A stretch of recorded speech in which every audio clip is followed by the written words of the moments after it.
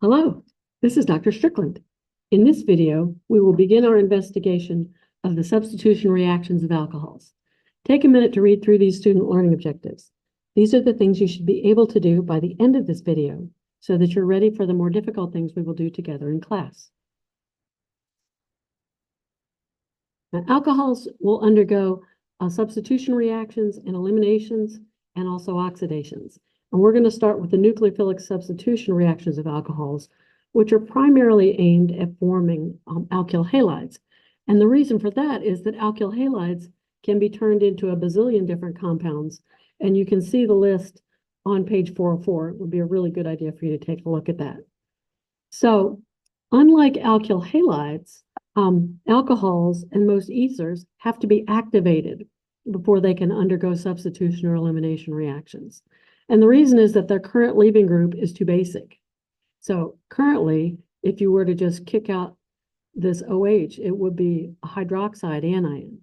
And so the activation will convert this fairly basic hydroxide ion into a less basic leaving group, a weakly basic leaving group, that is water. So this is one of those general reaction patterns, and this will work for any alcohol. So starting with methanol, and then including primary and secondary and tertiary alcohols. And the alkyl halides that can be used here are hydrochloric acid, hydrobromic acid, and hydroiodic acid. So this one general reaction pattern will take you through 4 kinds of alcohols with 3 different hydrogen halides. So it's a pretty powerful thing to know. So you use the general reaction pattern to predict the products of different combinations of these reagents.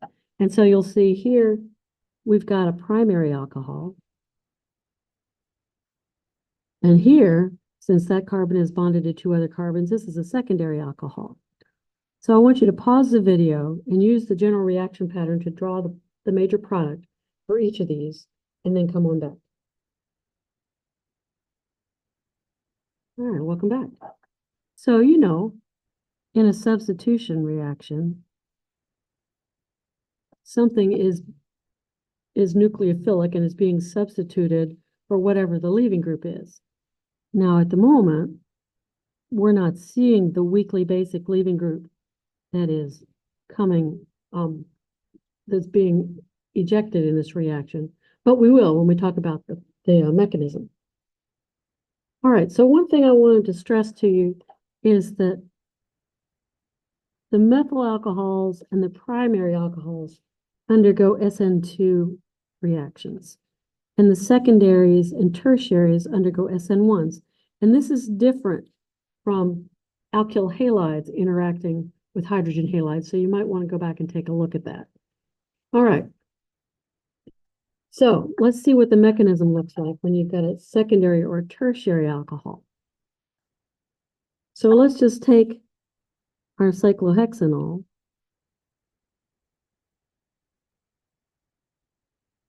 And, with skeletal structures, that hydrogen is assumed. I like to draw in the hydrogens that are near the reactive sites. You don't have to, but I think it's a good idea. And so we had hydrochloric acid in this example. So the first thing that happens is this activation. Basically, it's the protonation of the most basic site on the alcohol. Okay, so I'm just going to put a P here for protonation. You don't have to annotate your steps. I think it's helpful for me, but if you find that it's not helpful for you, there's no reason for you to do it. All right, so we've got that OH group turned into its conjugate acid. And the second step involves the loss of water, basically kicking out the leaving group.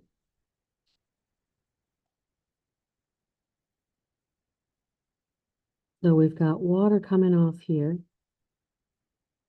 This makes the corresponding carbocation.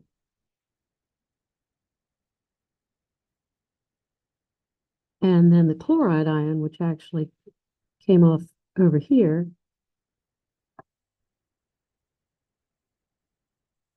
is now available to be a nucleophile,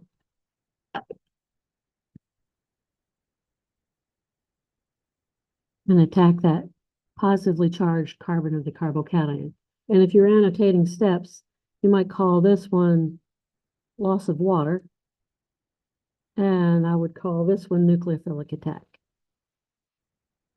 All right, so if you've got a primary alcohol, it can't do an SN1 reaction because the primary carbocation is too unstable. So in that case, we're going to do something that looks like this. So here we've got our propanol with hydroiodic acid, and alcohols have to be activated. They have to do something to turn the very basic leaving group into a much less basic leaving group. Because remember, the more weakly basic a leaving group is, the faster it will leave. All right, so same kind of idea. We're activating the alcohol. Put the positive charge on that carbon. But then instead of forming a carbocation, we're going to do a substitution directly at the alpha carbon. So you can take any pair of non-bonding electrons that you like and pick out the water like that. Okay, so we had lost iodide here in this first step. And this was the protonation. And then this is the nucleophilic attack and the loss of water, which happens in the same step. Okay, so this is where water comes off. We'll just draw that down here. Okay. All right, so that is the basic story on the beginning of this investigation. If you have any questions, please send them to me.